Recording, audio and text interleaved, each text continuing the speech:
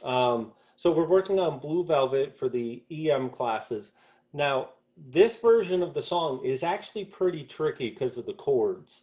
So I actually would like to just jump right into the left hand on this song.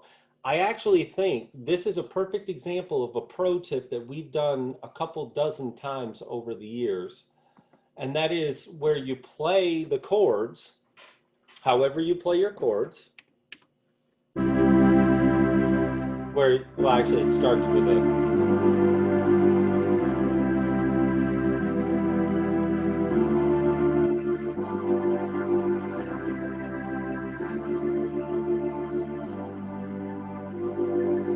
All right, and it's not, and you play just the left hand by itself.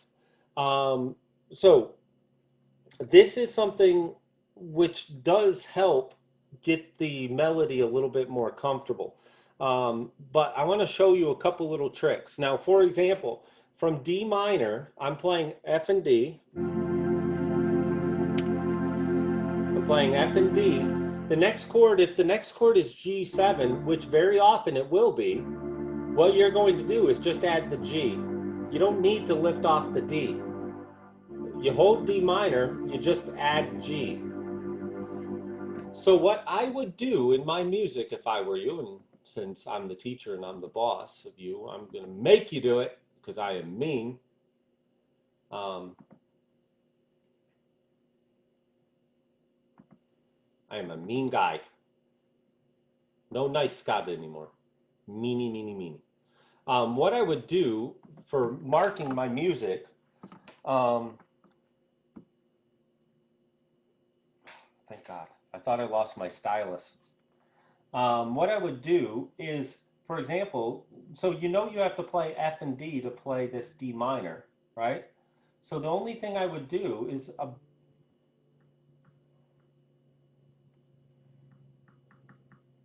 going to use text, it's just easier to read. So you already know you're going to be playing F and D for the D minor. What I would do is when you get to that G7 is I would just add the G. And that will give us the chord progression that we're looking for. All right. So if you're watching this recording back, if you go on our website, you will notice that we have tried to make it so you can everybody can, including the EM classes, you can look back and watch the classes. You will notice I have a screen set up where you can actually see my keyboard, the keyboard I'm playing, and um, and the notes and the music itself. All right. So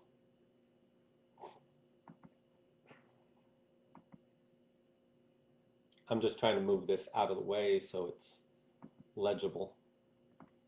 So there's a lot, I don't, if you've watched any of the videos, you might notice there's a lot of times where I have to move stuff around so I can work. All right. So anytime D minor goes to G7, I would just write the notes in just like this above. Now, technically, I wouldn't write the D here because you know you have to play D with the D's chord. But I just did that for clarity. Um, now, so that introduction,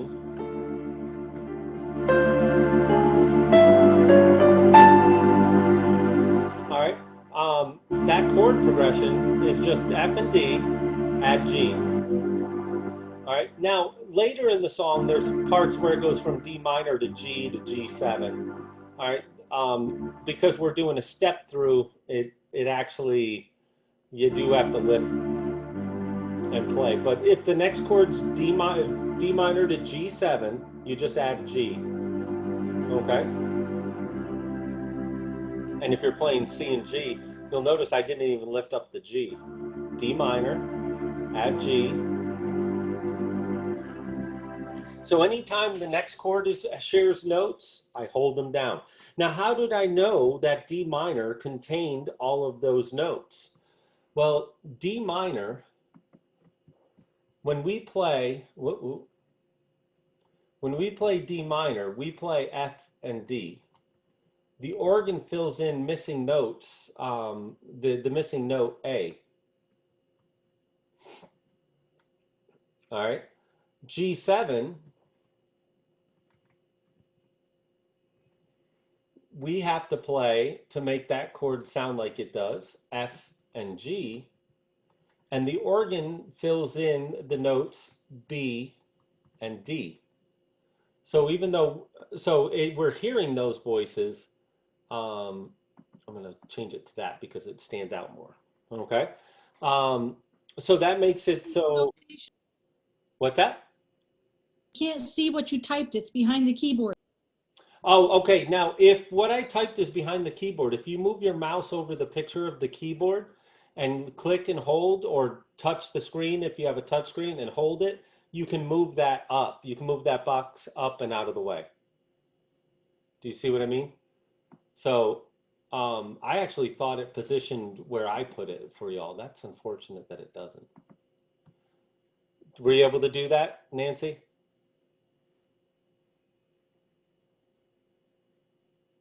I can't hear you, so you have to unmute. Yes, yes. Okay. All right. So yeah, and again, I will screenshot this because I want to make sure everybody has it. Because some people's computers don't keep up when we do the annotation stuff like this.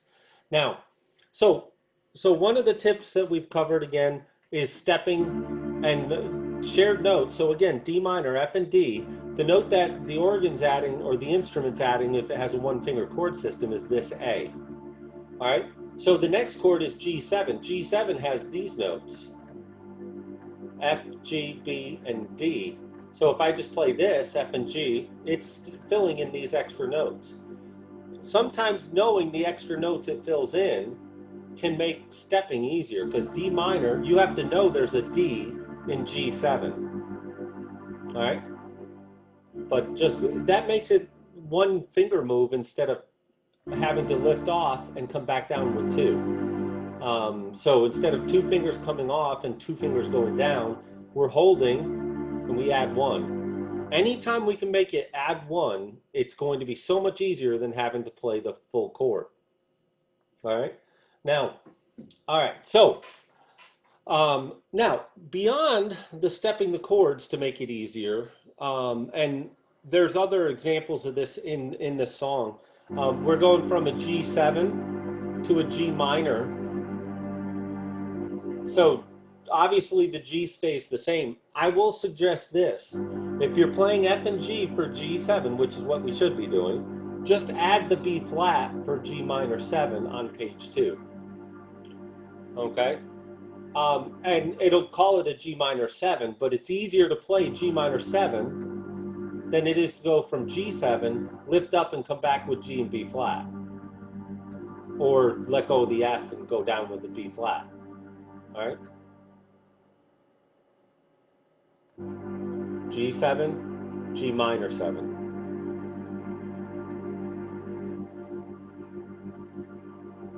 Okay?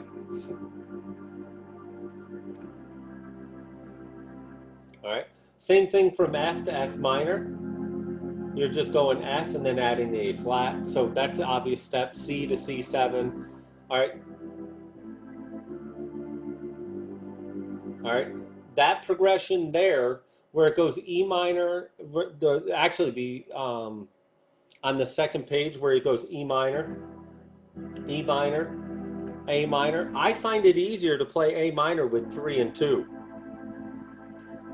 Because the sequence of chords, sometimes we have to prepare for what's going to happen. So we go E minor. It's easier to just have these two fingers ready to go. A minor, D minor, there's G7.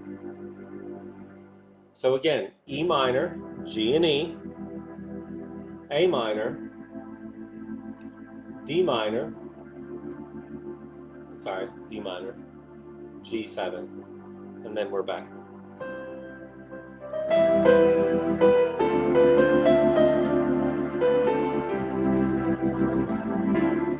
All right, so this is how we get to the point where that left hand can just do all that extra stuff, is knowing what chords transition to the next chord with similar notes.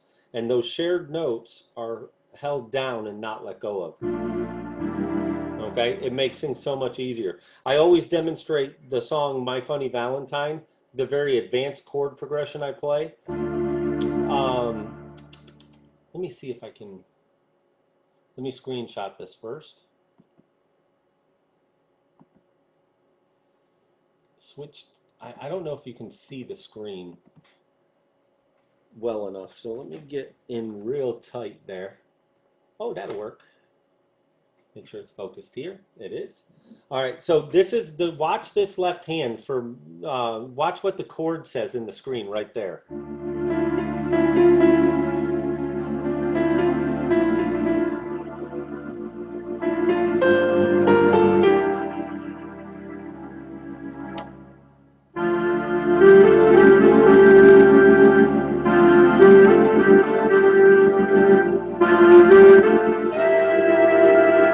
All right, but all that fancy chord progression.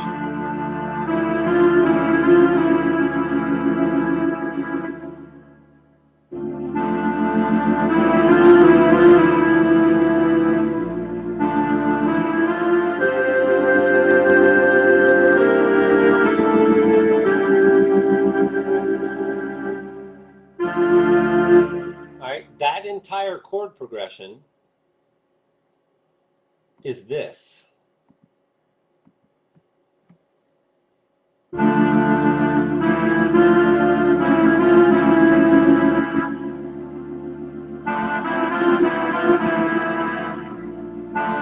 So my thumb literally walked down a key until I ran out of places for my thumb to go.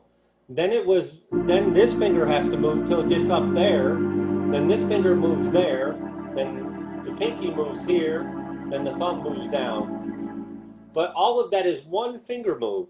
D minor major 7, D minor 7, D minor 6, B flat major 7, G minor 7, E minor 7 flat 5, C sharp diminished, and actually I could go to A7, and then we're back to D minor.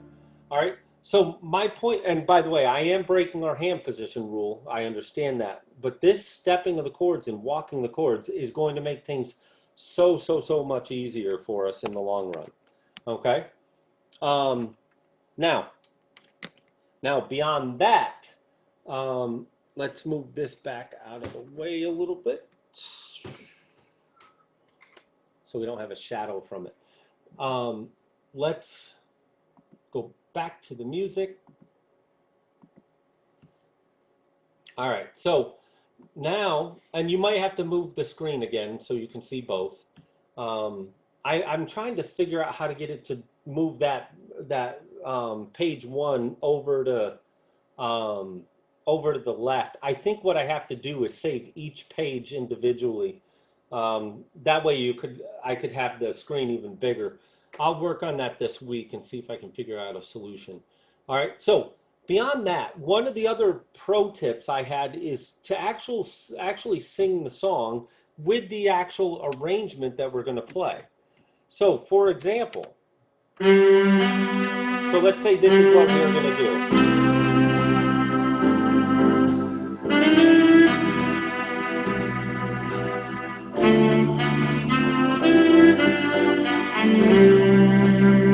We're going to talk about that timing here in a moment.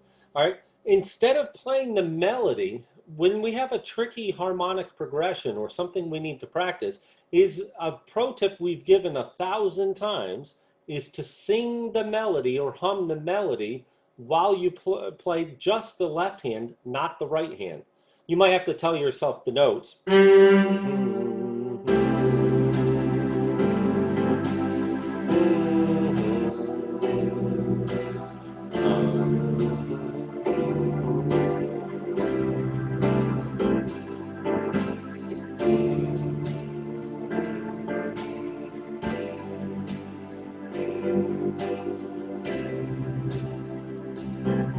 Oh, there's a chord missing there before registration 2. We need to fix that. I'm sorry, I just noticed it. Right here, there should be a C chord. Sorry about that. All right. But what you probably couldn't hear was that I was actually humming the song without playing the melody. And it's in a horrible key for my voice because it's either way too high or way too low. Um, so, but the idea here being you're humming that melody, singing that melody, and you have to audible. I mean, it has to be, you have to be able to hear it out loud. You can't sing this in your head and have it effective. It has to be out loud. So there's connection between what the right hand would be doing to what this hand is doing, what our left hand harmony is doing. Okay. Now, so by doing that, I can guarantee that if you sing the song just playing the chords or hum the song through, and once in a while you might have to hunt and peck a note just so you can help your ear along with the melody. But if you do that, what's going to happen, even though you're not playing the right hand, your interpretation and your phrasing and your technique for your right hand will improve without ever touching a key. I actually challenged a class back 20 some odd years ago, 22 years ago. Might even been a little longer than that. And I challenged a class that what they were going to do was I gave them a piece of sheet music with no melody, just a couple notes, and they knew the song. So they weren't allowed to play the melody that week. What they did was play just the chords, singing the song. And it took some convincing to get people to do it because some people go, I can't sing. Well, I don't care. Just hum. Whistle. I don't care. It doesn't. Any way you can orally make the sound of the notes. Okay. You could sing like rah, rah, rah, or I make funny noises when I sing instead of singing the actual noise, the notes.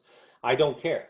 What will happen, and I told them what will happen is I told them you'll actually be able to play the melody of the song simply because you worked on this and connecting that melody to this without having to ever play our right hand.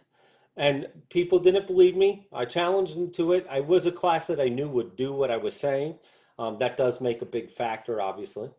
That is a big factor in everything. And when they came in, I asked people to volunteer, and people were nervous at first because they thought I was going to make them sing in front of the class. So the one person who I knew would sing, I had them go first, and I go, here's what we're going to do. I'm not going to have you sing it this week. And I put the whole song with the music in front of them, with the entire melody and chords, and I go ahead and play. And she played through the song, and her dynamics, her phrasing, the way she held notes was all pretty much spot on. Her timing was a little off here and there, and she got a little crossed up on her fingers because, again, she did not work on that. But she got through, and the class was surprised how much better it sounded when she played that compared to other versions of songs she had played. And it's simply a connection of melodic structure to harmonic structure and interpretation, which we can't do while playing. I've actually had people tell me they can't even hear when they play the melody. They don't hear the actual notes. It all gets kind of lost together for them. So, and I'm like, and that surprises me because that's kind of crazy to me if but for some people that's the way it works. All right. So by having them do that, each person played that week that did the assignment, and each person played better than they had in normal classes. So singing the melody alongside the left-hand harmony with the registration going. I have the hiccups, I'm sorry. So you still want the rhythm and tempo going, okay? Now, while we're here, why don't we do our fingering for this song? So this very beginning is a little bit tricky, so I want you to watch my hand. You'll notice I start on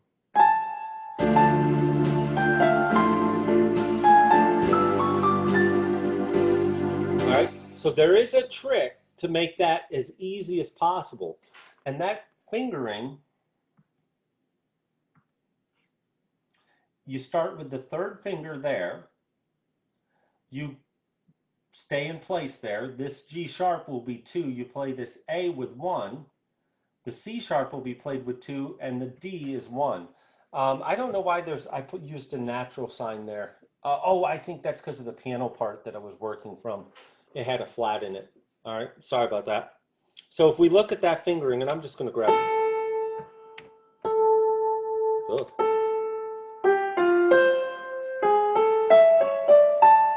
All right, but did you notice how it's basically 3 positions? We're this, and we're this. So we have 3 hand positions for the beginning. We play the G sharp with 2, which it's right there. The A with 1. We're in our spot for that E. Play the C sharp with 2, 1, and you could technically play that C sharp with 3. I will be okay with you choosing between 2 and 3 there. Either one is fine, but the D has to be 1 so we can hit this the high A. Okay.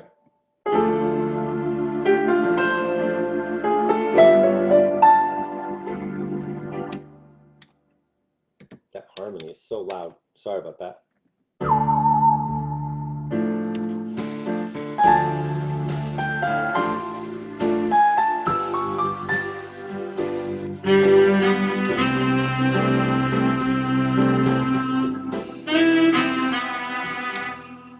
All right. Now, Scott, excuse me, what finger do you play the A with? The high A, your 5th finger, because it's right there. But I thought you said D is 1. D is 1. The 5th finger ends up on A. D, E, okay. G, A. I'm playing on the 3rd keyboard for the beginning because the piano is part of that setting.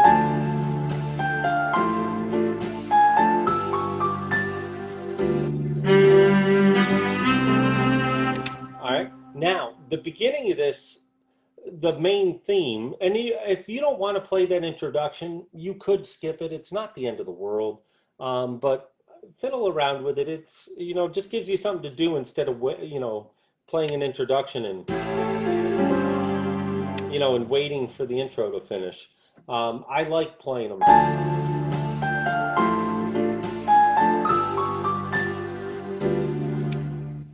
That, and it's kind of cool. All right. I love that fingering. All right, now the main theme, however, it's going to be very it's almost too easy to start wrong with this song, with the main theme. It's very easy to go 1, 3, 4. In fact, I think I did that one of the 3 times I played the song. I went like that. Then my pinky has to do a pigeon toe. A pigeon toe is when it separates like that, instead of staying like that. This is natural. This is not. This is awkward. All right. So what I do is I try never to have to do this. All right. So what I would plan is to have my pinky play that high note, which puts my thumb there. I would just move my thumb down to play the G. So that G will be 1 and the B would be 2. And watch my hand for those first. And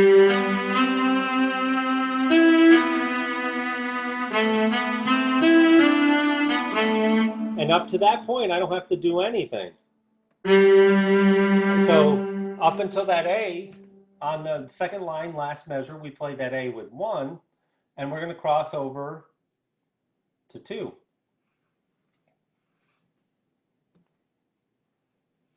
Now, this rest tells me anytime I have a rest is a perfect time to shift the hand. Anytime you have a rest, you're off the keys. Don't be one of those people who has to play without rest.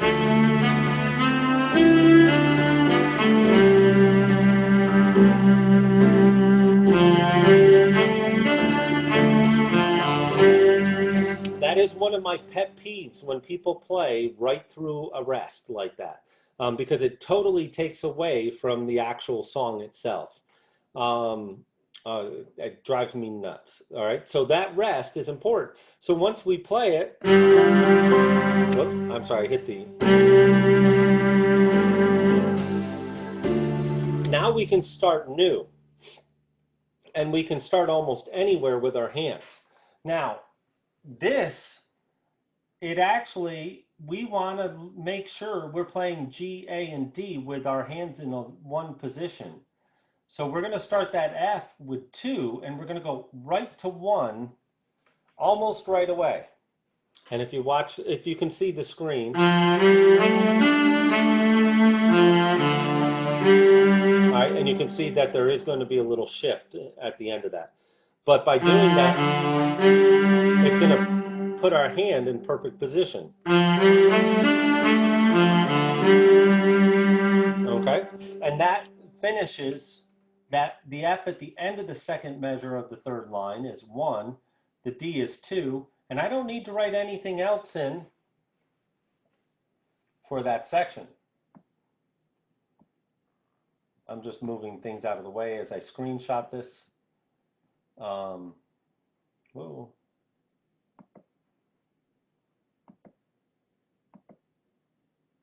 Oh, that's cool. They just added a new way to save things. I know I get excited about little stuff, but I can now save as a PDF, not just a picture. That's much better because then I can go in and edit it if I need to. Much easier to do. All right. So anybody who missed any of that, don't worry, because again, I will have that information for you. Then we're back to the same theme we started with. All right. So I don't need to write in fingering. We have our rest. All right. Just for clarity, 2, 1, because that one is a little bit tricky. I'm going to put it there. 1, 2. Now, this part here is important. I'm going to play the first G with 5, the second G with 3, and the third G with 1. This is what we call finger substitution.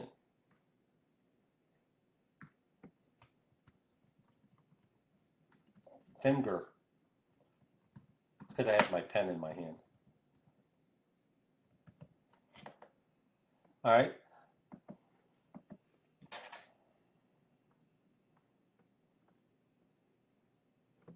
Finger substitution just means we're playing the same note with different fingers. We play the F with 1, across to the D with 2, and now here's the substitution. 5, 3, 1. All right. Now you might be wondering why we don't just go 5 to 1. You could.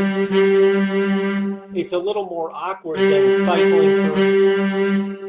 It's easier to cycle through a couple fingers than all of them. But you could skip right to the 1. All right, so that will look like.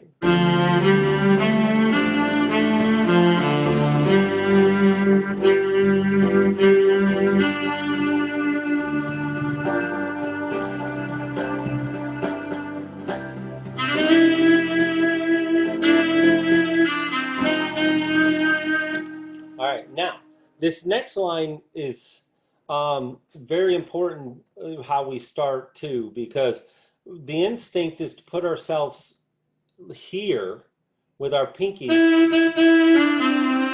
then we either have to pigeon toe our ring finger to get to the E flat, or you have to break the rule and play your pinky on the black key.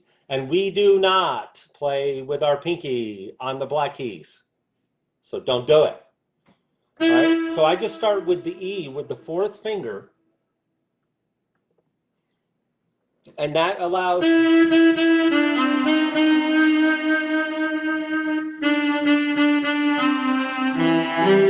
right, and at the end of that first phrase, ours a love I held lightly, that is a spot where a musician, especially a sax player or a singer,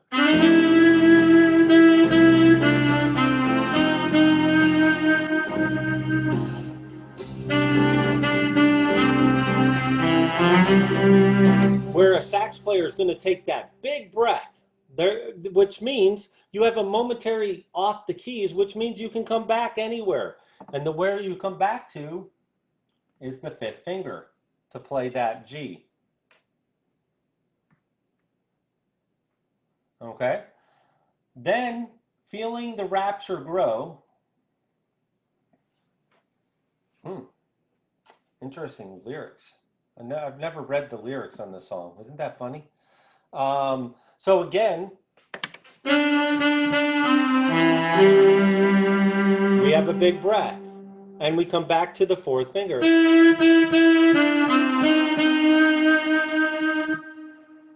All right? And there's a little breath.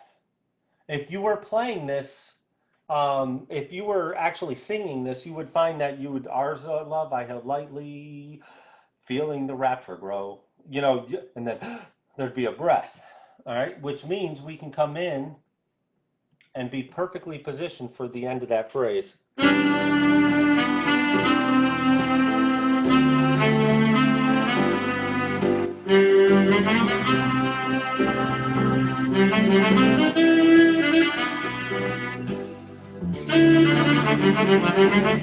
Okay, that's not written in the music, but you get the idea. All right. I'm allowed to have fun too, you know. Let me save this. Oh, it even remembered how I want it saved. Oh, I'm so happy.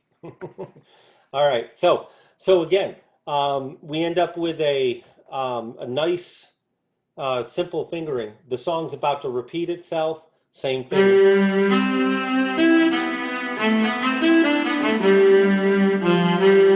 All right, so, all right, so we don't need to cover any more fingering for that part of the song. All right, let's clear all drawings, close our annotation. Let's continue on. All right, now, there is one little bit I wanted to kind of go through just for fingering's sake, because why is my annotate not turning on? So, and that's the last page, second line, third measure. The G is going to be 1. The B is going to be 2.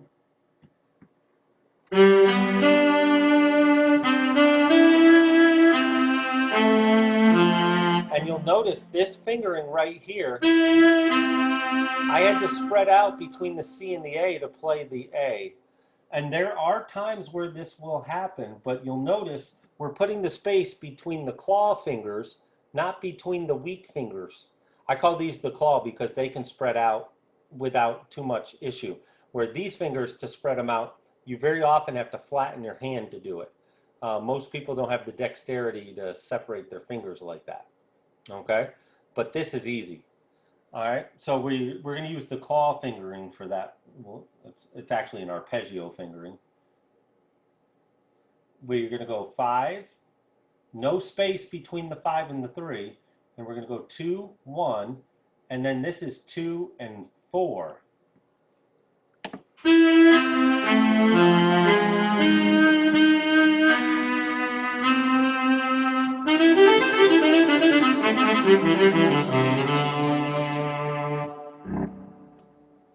Okay, so that is the entire fingering for this song. Whoa, whoa, whoa. Okay, now let's put this back up in the big screen. I found a secret out when I'm doing this part. I have to go to full screen on my computer. Otherwise, you still see what I've been doing. So this is an improvement for when you watch back. Right now, you're actually not seeing any benefit. But let's just demonstrate this fingering.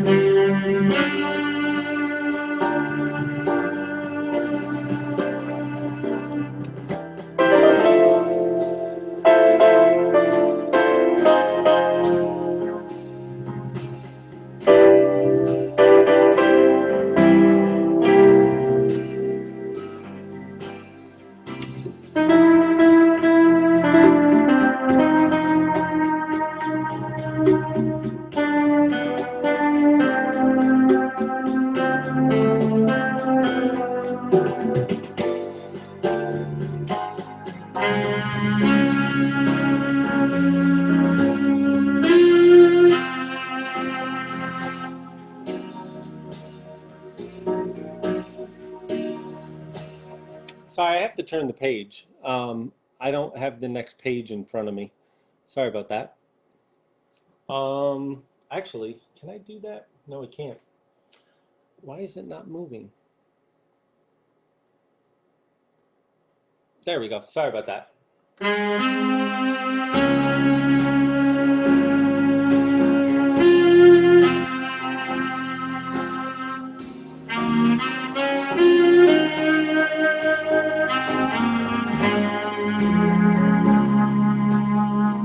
My luck is just perfect. That was somebody calling, so I had to, while playing, reach up and hit stop on the. This is the last page again. Sorry about that, everybody.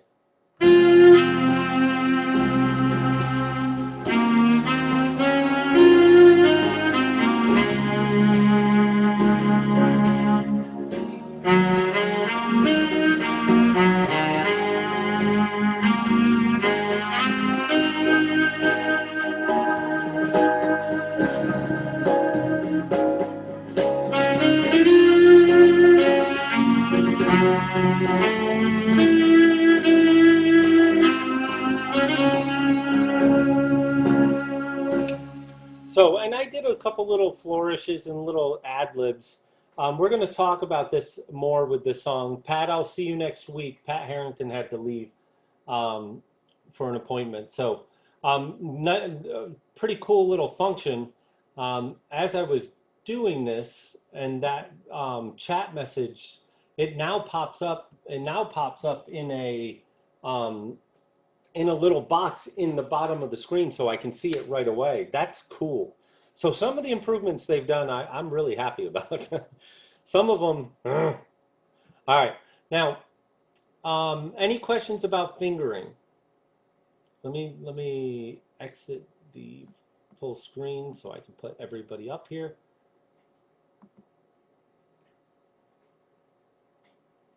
All right. Now I can see. Anybody have a question? Are we good? Thumbs up? No questions? On Good. page 2, Yes, page 2. Yes, ma'am. third line down, first measure, did you use a finger 5 or 3 on that D? Let me see.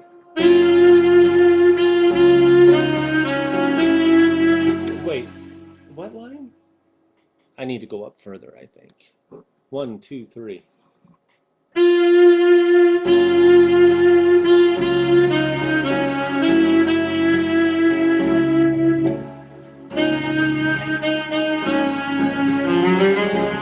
I went to, I probably broke my own rules because I have big hands.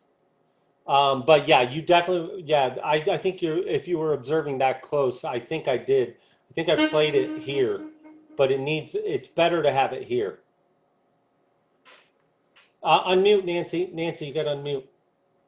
So you used the third finger, I think? No, I used the 5th finger. I went, so here, let me see if I can It's pull, okay. let me see if I can pull that up. I don't know if it does the It was the annotation. 5th finger, yes. Yeah, that's what I put in the notes, right? Yeah, what I put in the notes is the right thing. Were you on the third page? Page 2. She was asking about page 2. I've already done. What is it? All right, I found a way. I found it a way. You did a D, It's okay, what he did. first measure? No, what I covered is right. What I covered is right in the EM version of the song. Catherine, if you're looking at an advanced or intermediate version, there's a lot more to the music. So I'll cover that more specifically tomorrow. Excuse my hiccups again. But this is what what she was asking about. This is what I covered. So this is how it saves it. This is kind of neat. I like this. So that third line, it's the 5th finger right here. And I will send, if anybody needs a copy of this fingering, so if they didn't keep up with it, Clark, I know you were on the phone, so I already planned on sending it to you. So if you missed any of them, don't worry, I'll get them to you. I got pictures for you.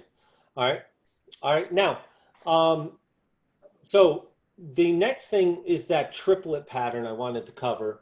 And I'll mute everybody so as I go back into this, we actually want to spotlight this video. And I would like to keep it full screen. So I want to demonstrate these quarter note triplets. The thing about quarter note triplets is we are fitting 3 notes evenly into either 1 beat or 3 notes evenly into 2 beats, depending on the type of quarter note triplet. So what I mean is if I have this kind of triplet,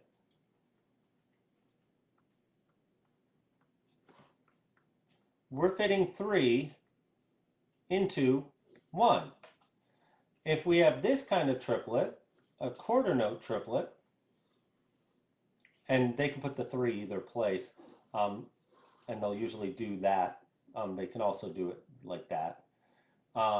You're fitting 3 notes into 2 beats. And you try to do it as evenly as possible. And as we've mentioned 1,000 billion times, there is no way mathematically to fit 3 notes evenly into 2 beats. All right. 3 does not go into 1. So you'd end up with 0.33333 and 0.3333. And for the 3 into 2, it'd be 0.666666 running. All right, so mathematically, it's not even possible to do this perfectly. All right, and what it is triplets give this really cool effect of that, you know, overlying the rhythm style. So they kind of float over the rhythm itself. So if this is going,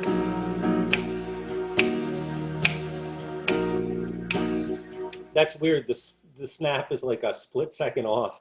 All right. But so that's a rhythm style that is in 4/4 and has 8 notes. 1 and now they're swung 8 notes. So it's 1 and 2 and 3 and 4. And I'm using Smoky Lounge. You could use Soft and Easy. I'm going to leave the arrangement pretty wide open right now because I know what I'm doing next week. So keep in mind that this is in conjunction with another assignment for next week. But quarter notes would follow the beat directly. In fact, let me use Soft and Easy just because that'll be. So the quarter notes right 1, 2, 3, 4. It's right with the beat. Now 8 notes split that beat in half.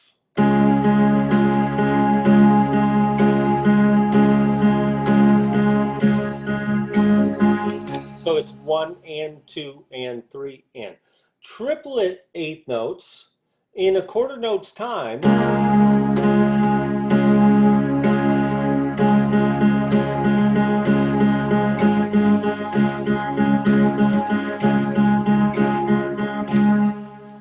It's fitting 3 into that 1.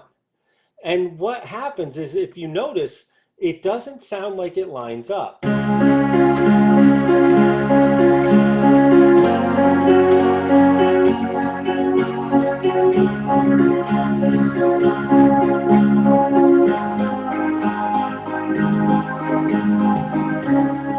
And what I'm doing is I'm playing a triplet 8-note pattern here using the C, F, or whatever the arpeggios I did. I wasn't even paying attention.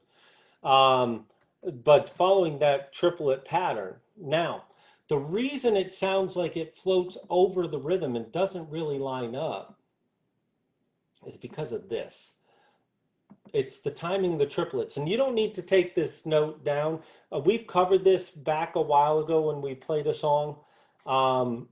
And I forget what song it was, but it had a lot of triplets in it. But I was showing why it can be so handy when we have a song that's in 12/8 with triplets, because they line up on the beat exactly.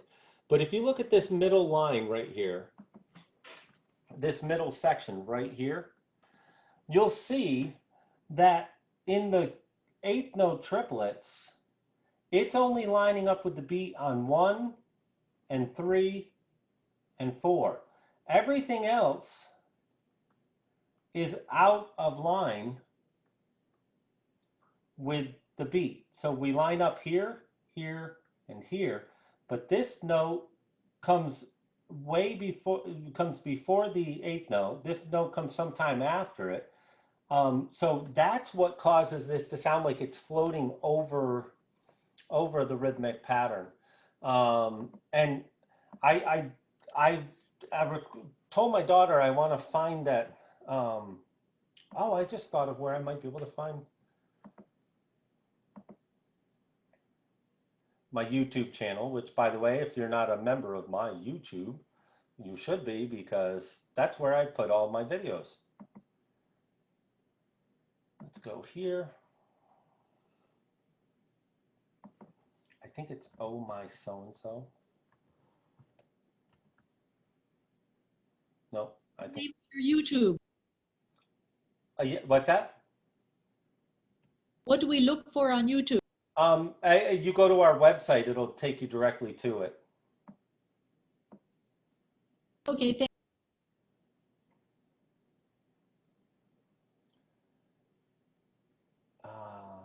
Poem by Griffiths. No, that's. I'm trying to find the. I don't know where she put it. Oh man, I thought I could find it quick. So since I can't find it quick, there's a video of my daughter when she was like 10 or 11. Her and I were playing this piece where the piano part has all these triplets that go up and down. So the accompaniment part's in triplet. And so imagine it's in 6/8, while her part's in 2/4. So it creates the left hand, the piano part sounds like it's in a dream sequence, while her melody kind of works over it without ever syncing up perfectly. When you pull it off, which, by the way, we have a really good recording of it. We had a little trouble at the end because she started playing fast, and it was at a time when my hands had to go, and but it still came out really good. I gotta find it because it's really pretty. But it's got that triplet left hand accompaniment with duple melody, and the reason that's so odd. 1, 2, 3, or triplet.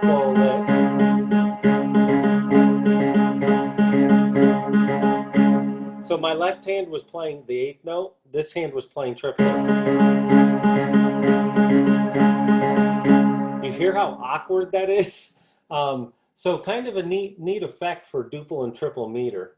So now, the trickier part, though, I will point out, is going to be when you have the quarter note triplets. And I left these in here, so this is the perfect page to look at because it has it right there. I left all the complex timing in here. I will tell y'all, don't worry about it. If you play the right number of notes in the measures where these triplets are, and you stay within the measure, it's going to sound just fine, okay? I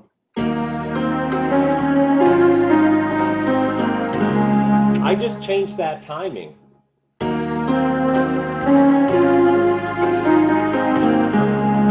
As long as I get to that downbeat in the right time, we're going to be okay. But if I were to play this technically right,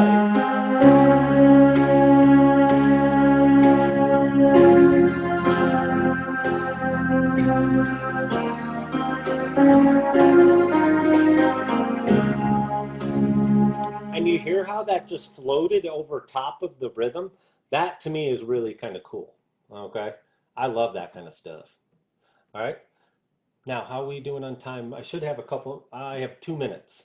So the reason we're not doing arrangement yet is we're actually going to be covering that all next week.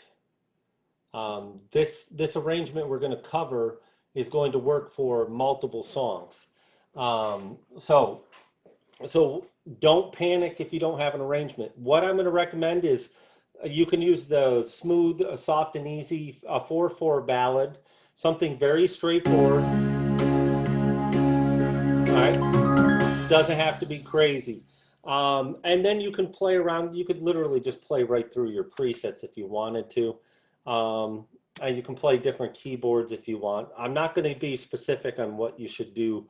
In fact, watch this. I'll just, when I play it this time, I'm going to go use the big band category. I'm bringing up my cheat sheet so I know what are in there. I'm going to play the song. Let me see if I can shrink this down so everything fits. Oh, it's confusing me because I have it on the screen next to me.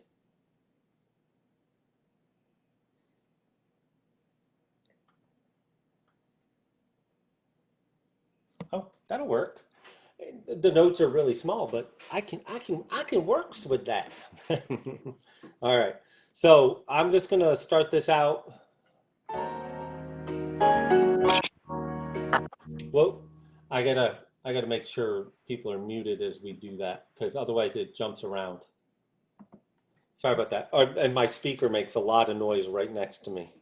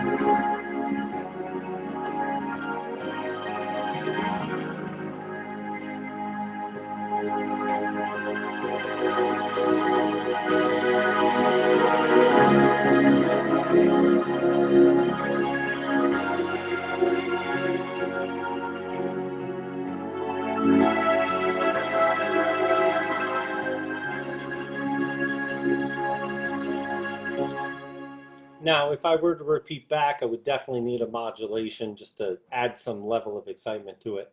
All right, but that's where we're going to start for this week on this song on Blue Velvet.